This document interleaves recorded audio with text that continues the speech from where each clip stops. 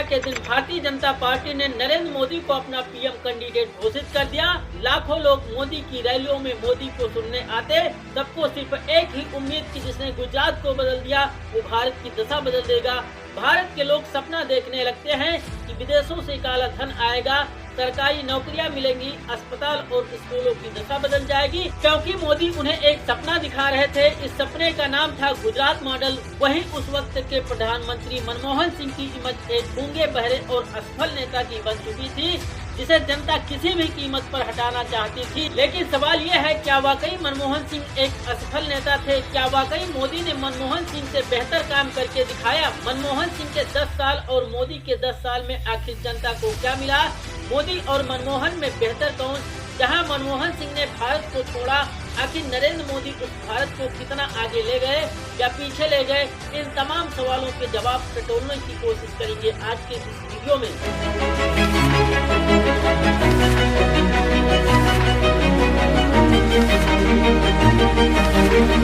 5 मार्च 2013 के दिन नरेंद्र मोदी एक रैली में कहा, उसे सुनिए। कुछ दिन पूर्व देश के प्रधानमंत्री डॉक्टर मनमोहन सिंह टीवी पर बयान दे रहे थे।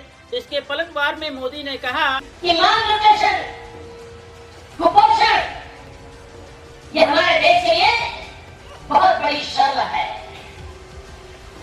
उन्होंने कहा शर्म है, स्वीकार किया, लेकिन आगे क्या? आगे कोई खबर आई आपके पास?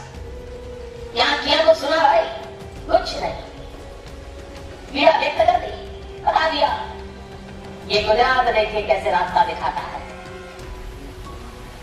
गुजरात के गांव-गांव कुपोषण से मुक्ति का एक जंग छेड़ दिया गया और लोग हजारों किलो सुपड़ी, हजारों लीटर दूध, हजारों किलो ड्राई फ्रूट कुपोषित बच्चों को देने के लिए दान में दे रहे हैं। लेकिन हकीकत ये है, जिस वक्त मोदी ये भाषण दे रहे थे उस वक्त उपलब्ध सरकारी आंकड़ों यानी तीसरे नेशनल फैमिली हेल्थ सर्वे के अनुसार गुजरात में 3 साल से कम उम्र वाले बच्चों में करीब 41% बच्चे अंडरवेट थे, जो देश के औसत से भी बहुत खराब आंकड़ा था। इसी सरकारी रिपोर्ट के अनुसार गुजरात में 15 से 45 साल की उम्र वाली महिलाओं में करीब 55% महिलाओं को एनीमिक है, यानी एनीमिक से पीड़ित पाई गई है, यानी खून की कमी पाई गई है। लेकिन मोदी भाषण दे रहे थे कि मेरे गुजरातियों के द्वारा हजारों किलो सुपड़ी, हजारों लीटर दूध, हजारों किलो ड्राई फ्रूट्स कुपोषित बच्चों को दान में दी जा रही है। लेकिन कहां दान में दी जा रही है? इससे भी कमाल की बात ये रही, जब अमेरिकी अखबार द वॉल स्ट्रीट जर्नल के पत्रकार ने मोदी से सवाल पूछा कि गुजरात में 5 साल के नीचे के बच्चों में करीब 50% बच्चे बौने और अपनी उम्र के हिसाब से 60 क्यों है? तब मोदी ने जवाब दिया कि गुजरात एक मिडिल क्लास स्टेट है। मिडिल क्लास महिलाएं ब्यूटी कॉन्शियस ज्यादा होती हैं, वे हेल्थ कॉन्शियस नहीं। अगर एक माँ बेटी से कहती है कि दूध पी लो तो उनमें लड़ाई होने लगती है। वो अपनी माँ से कहेगी कि मैं दूध नहीं पीऊंगी क्योंकि मैं मोटी हो जाऊंगी। अब ये तो मोदी ही बता सकते हैं कि 5 साल के लड़के या लड़की कब से ब्यूटी कॉन्शियस होने लगे, उसमें भी बाकी राज्यों को छोड़कर सिर्फ गुजरात के बच्चे ही ब्यूटी कॉन्शियस क्यों थे?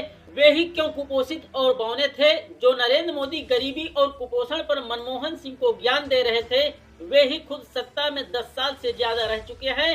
इसलिए ये जानना जरूरी है कि उनके काल में बच्चों में कुपोषण की स्थिति क्या है। साल 2024 में इंडिया टुडे मैगजीन पर छपी एक रिपोर्ट के अनुसार आज भारत में 0 फूड चिल्ड्रन की संख्या पूरे दुनिया में सबसे अधिक है। 0 फूड चिल्ड्रन से मतलब 6 से 23 महीने के बीच के जो बच्चे जिन्हें 24 घंटे में खाने को कुछ भी नहीं मिला एक दिन। इस स्टडी के अनुसार जितने पूरे दुनिया में 92 देशों में 0 फूड चिल्ड्रन है, उसके आधे अकेले भारत में है। इससे अंदाजा लगाया जा सकता है आज भारत में हेल्थ सेक्टर किधर जा रहा है। जिस वक्त पीआर कंपनियों के माध्यम से मोदी गुजरात मॉडल और मोदी मॉडल का प्रचार कर रहे थे, उस वक्त भी लोग मोदी मॉडल के बारे में सच लिख रहे थे, लेकिन उस वक्त कोई मोदी के खिलाफ सुनना नहीं चाहता था। एक इंटरव्यू में मोदी ने कहा, गुजरात में 14 साल का हिसाब देखिए। अब जैसे गुजरात 14 साल के काम का हिसाब देखिए। हिंदुस्तान के पर कैपिटा इनकम से मेरे राज्य की पर कैपिटा इनकम अनेक गुना बढ़ी है। हिंदुस्तान में जो एम्प्लॉयमेंट एक्सचेंज से जो जॉब मिले हैं, हिंदुस्तान में पिछले 10 साल में 57% जॉब अकेले गुजरात से मिले। मेरे यहाँ पहले 2% एग्रीकल्चर ग्रोथ था, और 10 साल में 10% एग्रीकल्चर ग्रोथ हुआ। मेरे यहाँ टूरिज्म नहीं था, नामो निशान नहीं था। आज जो हिंदुस्तान में टूरिज्म ग्रोथ है उससे मेरे राज्य का टूरिज्म ग्रोथ हुआ। मोदी की बातों से लगता है कि गुजरात में पहले कुछ नहीं था और उन्होंने आके गुजरात की तस्वीर बदल दी। भारत बहुत डाइवर्स देश है, जहां बिहार, उड़ीसा, झारखंड जैसे गरीब राज्य हैं, तो महाराष्ट्र, कर्नाटक, पंजाब जैसे समृद्ध राज्य भी हैं। इसलिए पूरे भारत का एवरेज स्वाभाविक तौर पर कम आता है। भारत के एवरेज के ऊपर अकेले गुजरात राज्य नहीं था, कोई 10-12 राज्य रहे होंगे। इंटरेस्टिंग बात यह है कि तटीय और व्यापारिक राज्य होने के चलते गुजरात पहले से ही समृद्ध रहा है। 1980 और 1990 के दशक में भी गुजरात की ग्रोथ ऑल इंडिया लेवल से ऊपर थी। तब तो गुजरात में कांग्रेस की सरकारें थी। इस लॉजिक से तो 2000 के दशक के बीच का क्रेडिट कांग्रेस को दिया जाना चाहिए। इसे और थोड़ा डिटेल में जाकर चेक करते हैं। 1990 के दशक में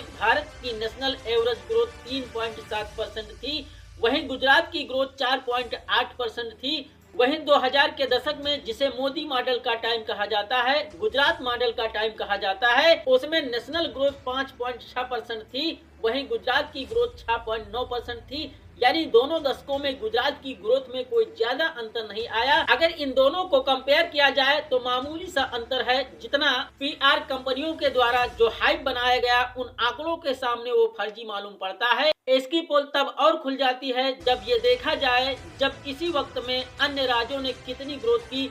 जैसे बिहार, जो 1990 के दशक में मात्र 1% ग्रोथ कर रहा था और वो 2000 के दशक में 6.9% ग्रोथ कर रहा था, मतलब गुजरात के बराबर। अब अर्थशास्त्र के जानने वाले ये कह सकते हैं कि एक गरीब राज्य के ग्रोथ में और एक समृद्ध राज्य के ग्रोथ में अंतर। गरीब राज्य के पास ज्यादा ग्रोथ करने के लिए जगह होती है, वही समृद्ध राज्य के पास कम ग्रोथ करने की जगह होती है। अब महाराष्ट्र का उदाहरण लेंगे। महाराष्ट्र गुजरात से भी काफी आगे हैं। पूरे देश में सबसे अमीर राज्य महाराष्ट्र है। महाराष्ट्र में 90 के दशक में 4.5% ग्रोथ हो रही थी, लेकिन महाराष्ट्र जैसे राज्य में भी 2000 के दशक में 6.7 की विकास दर्ज हो रही थी। इसके अलावा हरियाणा, पंजाब, आंध्र प्रदेश और तमिलनाडु जैसे राज्यों में भी गुजरात से ज्यादा ग्रोथ हो रही थी। लेकिन मोदी ने ऐसे प्रचारित किया कि सिर्फ गुजरात में विकास हो रहा है और उन्होंने गुजरात को बदल कर रख दिया है। लेकिन सच्चाई यह है कि मोदी का आर्थिक मॉडल ही नहीं बल्कि उनका सोशल मॉडल भी और अधिक एक था। ह्यूमन डेवलपमेंट इंडेक्स में केरल राज्य देश में टॉप हुआ करता था और आज भी है। वहीं 1980 व 1990 के दशक में गुजरात राज्य नेशनल एवरेज से कुछ ऊपर था। लेकिन इंटरेस्टिंग बात यह रही कि 2000 के दशक में जब मोदी मॉडल का टाइम आया तो गुजरात ह्यूमन डेवलपमेंट इंडेक्स में नेशनल एवरेज से भी नीचे चला गया। यानी जिस वक्त गुजरात मॉडल का टाइम था, नरेंद्र मोदी का टाइम था, उस वक्त गुजरात का HDI नेशनल एवरेज से औसतन से भी कम चल रहा था। अब बात करें इनक्वालिटी की, जनता के बीच की आपसी असमानता, मतलब गरीबी और अमीरी में अंतर की। 1980 और 90 के दशक में ही गुजरात नेशनल एवरेज से भी नीचे था। यानी यहाँ गरीबी और अमीरी में जमीन और आसमान का अंतर था। लेकिन ये अंतर 2000 के दशक में यानी मोदी मॉडल टाइम पर और अधिक खराब हो जाता है। गरीबी कम करने के मामले में जहाँ पिछले 3 दशकों में गुजरात तमिलनाडु राज्य के आगे कहीं नहीं टिकता, इसमें कोई शक नहीं कि गुजरात ने आर्थिक तरक्की की, कहीं कोई इसमें डाउट नहीं होना चाहिए। लेकिन अकेले गुजरात ने तरक्की की, ये गलत है। और दूसरी बात, गुजरात ने मोदी के शासन में ही तरक्की की, ये भी गलत है। गुजरात में तब से आर्थिक तरक्की शुरू हो चुकी थी। 1980 के दशक में लिबरलाइजेशन हुआ। यहाँ पत्रकार आकार के द्वारा बिजनेस अखबार लॉट मिंट में लिखा एक आर्टिकल याद आता है जो उन्होंने अप्रैल 2014 में लिखा। आकार पटेल लिखते हैं कि सच्चाई यह है कि गुजरात मॉडल जैसी कोई चीज नहीं है, लेकिन हाँ गुजराती मॉडल जरूर है। लेकिन क्या गुजरातियों को सक्सेसफुल होने के लिए नरेंद्र मोदी के मॉडल की आवश्यकता पड़ी थी? अमेरिका में रहने वाले गुजराती पटेल ब्रदर्स, जो पूरी दुनिया की सबसे बड़ी सुपरमार्केट चेन चलाते हैं, वे मोदी की वजह से सक्सेसफुल हुए। साउथ अफ्रीका में रहने वाले गुजराती मूल के मेमन लोग और केन्या और तंजानिया जैसे देशों में जो गुजराती डोमिनेट हैं, और पालनपुरी जैन्स जिसका इजराइल और ब्रुसेल्स में बड़े लेवल पर डायमंड का कारोबार चलता है, क्या उनको मोदी के मॉडल ने कोई मदद की? बेंगलुरु में रहने वाले उद्योगपति अजीम प्रेम जी से लेकर टाटा परिवार सब गुजराती रहे। मुंबई के स्टॉक मार्केट तक पर गुजरातियों का नियंत्रण रहा। केरल के कोच्चि में सबसे अच्छे मसालों की दुकानें गुजराती मालिकों की हैं। हैं। मतलब गुजरातियों का देश और दुनिया के बाजार में कंट्रोल सालों पहले से रहा। जब मोदी गुजरात के मुख्यमंत्री नहीं बने थे या राजनीति में भी नहीं आए थे, ऐसे में गुजराती मॉडल को मोदी मॉडल बताना सिर्फ और सिर्फ प्रचार कंपनियों की मदद से एक राजनीतिक चालाकी और यह एक बड़ा झूठ भर है। तब अब देखते हैं कि नरेंद्र मोदी सत्ता में आने के बाद मोदी ने गरीबों, मजदूरों और आम जनता के लिए क्या किया। राम मंदिर, आर्टिकल 370, नोटबंदी और कोरोना में थाली बजवाना या ट्रिपल तलाक को लेकर एक कानून ले आना, ये सब कोई आर्थिक मुद्दे नहीं, इसलिए इन पर इस वीडियो में बात करना बेकार है, क्योंकि भाजपा इन्हें अपनी उपलब्धि बताती है। लेकिन सच ये है कि इससे गरीबों की आर्थिक स्थिति में रत्ती भर फर्क नहीं पड़ा, इसलिए बाकी स्कीमों पर जाते हैं और ये देखते हैं कि मोदी साल 2012 और 13 में क्या कह रहे थे और 2024 में उनके उन वायदों की आज हालात क्या है। साथ ही साथ ये भी कंपेयर करते हुए चलेंगे कि मनमोहन सिंह और नरेंद्र मोदी के 10 सालों में क्या क्या हुआ और क्या क्या अंतर है। साल 2011 में मनमोहन सिंह के नेतृत्व वाली कांग्रेस सरकार फूड सिक्योरिटी बिल लेकर आती है। इस विधेयक के तहत ये तय किया गया कि 75% ग्रामीण जनता और 50% शहरी जनता को खाद्यान्न जैसे गेहूं, चावल जैसी चीजें दी जाएगी। करीब 80 करोड़ जनता को 3 रुपए प्रति किलो चावल, 2 रुपए प्रति किलो गेहूं और ज्वार, बाजरा जैसे मोटे अनाज मात्र 1 रुपए प्रति किलो देने की व्यवस्था बनाई गई। लेकिन समस्या ये थी कि इतने बड़े स्तर पर अनाज देने का मतलब था कि सरकार का बजट ही बिगड़ जाना। गैर कांग्रेसी राज्यों ने मनमोहन सिंह की इस योजना का विरोध करना शुरू कर दिया। गैर कांग्रेसी राज्य मतलब भाजपा सरकारें और अन्य दलों की सरकारें, उन्होंने कहा कि वे इतना खर्च नहीं उठा सकते। साल 2013 में जब मनमोहन सरकार फूड सिक्योरिटी कानून को लाने जा रही थी, तब सरकार ने बताया कि इस पर हर साल कम से कम 95,000 करोड़ रुपए खर्च होने जा रहे हैं। वहीं कुछ एक्सपर्ट ने यह भी कहा कि इस पर 2 लाख करोड़ रुपए से अधिक या 3.5 लाख करोड़ रुपए तक खर्च आएगा। तब भाजपा के प्रधानमंत्री पद के उम्मीदवार बनने जा रहे नरेंद्र मोदी ने पीएम मनमोहन सिंह को एक पत्र लिखकर ये तक कह डाला कि इस कानून की वजह से उल्टा कुपोषण बढ़ेगा। नरेंद्र मोदी यही नहीं रुके, बल्कि 21 अगस्त 2013 के दिन हैदराबाद की एक रैली में कहा, जब वाजपेयी की सरकार थी तब इस देश में गरीब की थाली में रोटी की चिंता नहीं थी। गरीब की थाली में रोटी पहुंचती थी, इसलिए कभी फूड सिक्योरिटी के लिए सोचना नहीं पड़ा। ये कांग्रेस पार्टी ने गरीब की हालत इतनी खराब कर दी है कि उनको फूड सिक्योरिटी बिल की बात करने की नौबत आ गई। जब वाजपेयी जी की सरकार थी, इस देश में गरीब की थाली में रोटी की चिंता नहीं थी, उनको फूड सिक्योरिटी बिल की बात करने की नौबत आई। यहाँ 2 कॉमन सवाल उठते हैं कि ऐसा कब हुआ कि वाजपेयी के वक्त देश में गरीबी खत्म हो गई और कांग्रेस के वक्त गरीबी कैसे आ गई। दूसरा सवाल, अगर कांग्रेस के द्वारा गरीबों को राशन देना गलत था तो मोदी सरकार ने गरीबों को राशन देना बंद क्यों नहीं कर दिया। सच ये है कि मोदी सरकार के वक्त कोरोना महामारी ने देश के लोगों के लिए आफत बनकर आई, तो ये राशन व्यवस्था ही थी जिसने देश के गरीबों की थाली में रोटी भेजी। मनमोहन की सरकार के कानून की वजह से देश के 80 करोड़ लोगों को सिर्फ राशन व्यवस्था ने ही बचाया।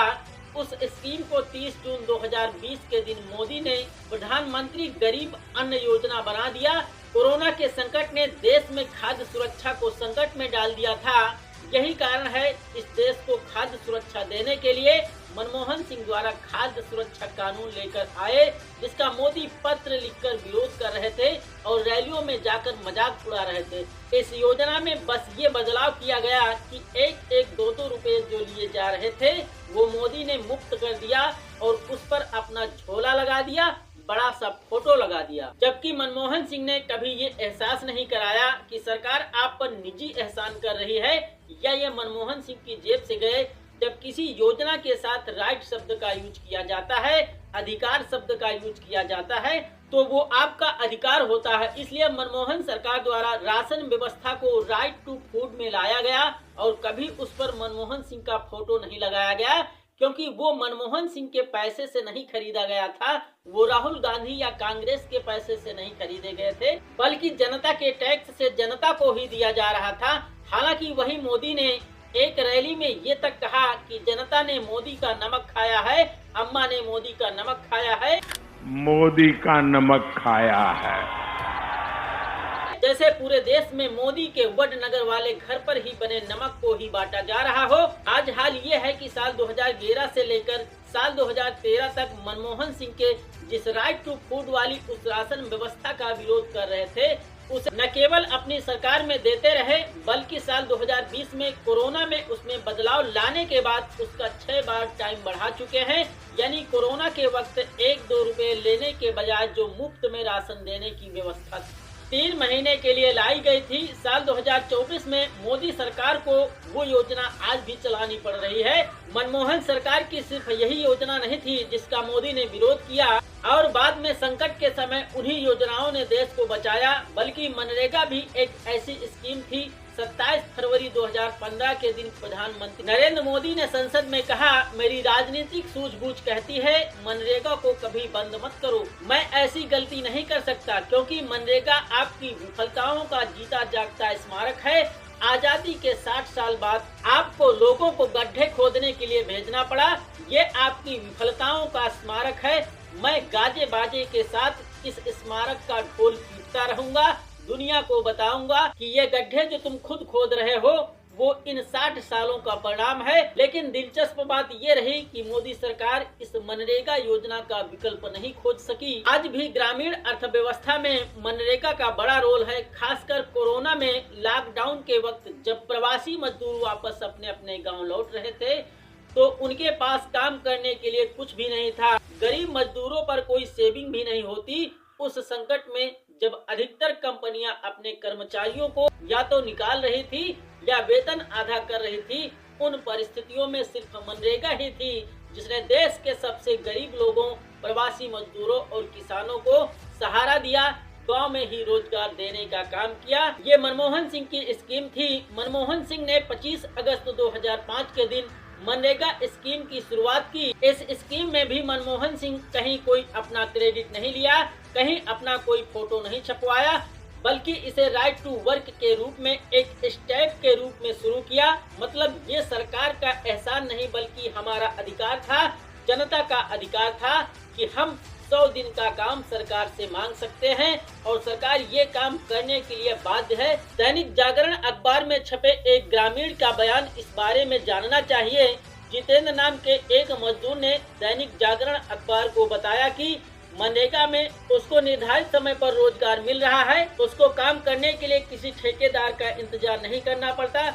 मेरे खुद के गाँव में बहुत से लोगों को मनरेगा के कारण काम मिलता है। अजीम प्रेमजी यूनिवर्सिटी के द्वारा की गई एक स्टडी के अनुसार मनरेगा ने गांव के विकास और माइग्रेशन यानी ग्रामीणों को शहरों की तरफ जो प्रवास होता है उसे रोकने के लिए बड़ा योगदान दिया है।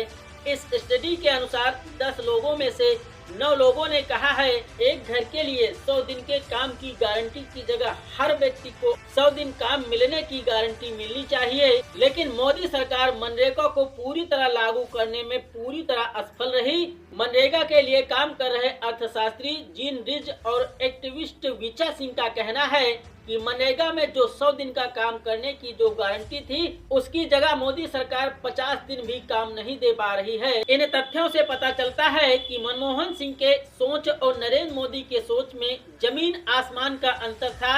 जिस मनरेगा का मोदी ने मनमोहन सिंह की असफलताओं का जीता जागता स्मारक बताया, उस मनरेगा की जनता में क्या डिमांड है, उस योजना की नरेंद्र मोदी की सरकार में इतनी डिमांड है कि मोदी सरकार तय 100 दिन के वायदे के आधे दिन भी गरीबों को काम नहीं दे पा रही है। दरअसल सरकारी नियम और कानून 2 तरीके के बनाए जाते हैं, या ये कहें कि 3 तरह की व्यवस्थाएं होती हैं।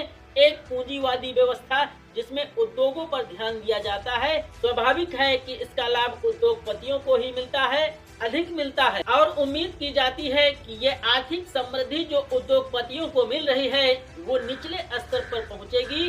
दूसरी व्यवस्था होती है समाजवादी व्यवस्था, जिसमें समाज के प्रत्येक व्यक्ति के हिसाब से सरकारी योजनाएं बनाई जाती हैं, जिनमें आम जनता को अधिक अधिकार दिए जाते हैं। जिसमें भाजपा की ही अगर एक योजना लें तो वो उज्ज्वला योजना, जिसमें आम लोगों को सिलेंडर दिए गए। जैसे कांग्रेस और आप सरकार के द्वारा महिलाओं की बस सेवा मुक्त की गई।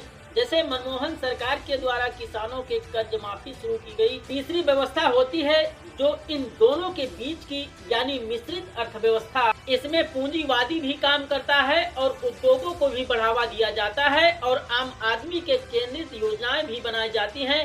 भारत की अर्थव्यवस्था मिश्रित अर्थव्यवस्था है। अब कांग्रेस सरकार आती है तो वो इस मिश्रित अर्थव्यवस्था में गरीब केंद्रित, आम आदमी केंद्रित योजनाएं अधिक लाती है, जैसे मनरेगा योजना, राशन व्यवस्था या सूचना का अधिकार या भूमि अधिग्रहण कानून, जिसमें किसानों को ज्यादा अधिकार दिए गए। वही भाजपा आती है तो वो इस मिश्रित अर्थव्यवस्था में उद्योग केंद्रित योजनाएं अधिक लाती है, जैसे स्टार्टअप इंडिया, प्राइवेटाइजेशन करना, मेक इन इंडिया आदि आदि। इसे दो बड़े उदाहरणों से समझते हैं। पहले जब बड़े निजी सरकारी प्रोजेक्ट के लिए जमीन की जरूरत पड़ती थी तो किसानों को भारी भेदभाव का सामना करना पड़ता था।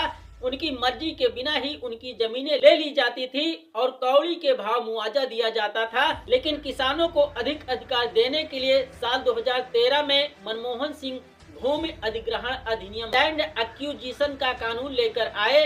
मनमोहन सिंह ने कानून बनाया कि निजी सरकारी प्रोजेक्ट के लिए तभी जमीनें ली जा सकती हैं जब 70% किसान सहमत हों, अन्यथा उस जमीन को नहीं लिया जा सकता, चाहे वो कितना भी इम्पोर्टेंट काम हो। इसके पहले की 1984 वाले भूमि अधिग्रहण अधिनियम में यानी उस कानून में यह प्रावधान नहीं था। साफ है इस कानून ने किसानों को सशक्त बनाया। मनमोहन सिंह ने ये भी नियम बनाया कि ग्रामीण क्षेत्र की जमीन के लिए मार्केट रेट से 4 गुना रेट पर मुआवजा दिया जाएगा और अगर शहरी जमीन है वहां पर मार्केट रेट से 2 गुना रेट पर मुआवजा दिया जाए। और ये भी नियम बनाया कि अगर 1 साल के भीतर पैसा न दिए जाए यानी मुआवजा न दिया जाए तो अधिग्रहण की प्रक्रिया रद्द मानी जाए। इस कानून से पहले भूमि अधिग्रहण को लेकर देश में तमाम आंदोलन किसानों के द्वारा किए जाते रहे, लेकिन मनमोहन सरकार ने 1984 के कानून को हटाकर अब तक का सबसे बेस्ट भूमि अधिग्रहण कानून बनाया।